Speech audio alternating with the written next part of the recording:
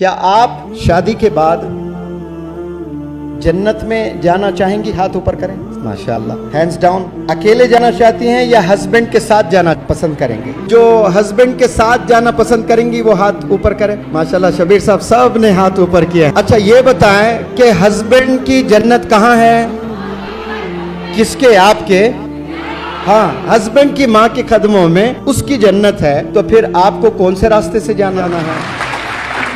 आपका रास्ता कहाँ से जाता है जन्नत को? आपके हस्बैंड की माँ के कदमों से आपको जन्नत में रास्ता ले जाता है। ये मुफ्ती साहब, मंसूर साहब, लोग हंस रहे लेकिन बहुत सीरियस बात मैं कर रहा हूँ। ये बहुत सीरियस नोट है ये।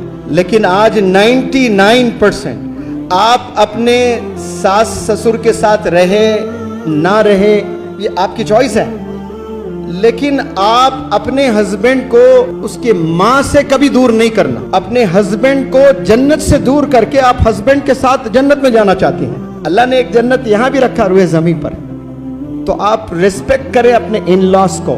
आप रहें ना रहें, दैट इज योर चॉइस। इस वीडियो को सदका जारिया समझकर शेयर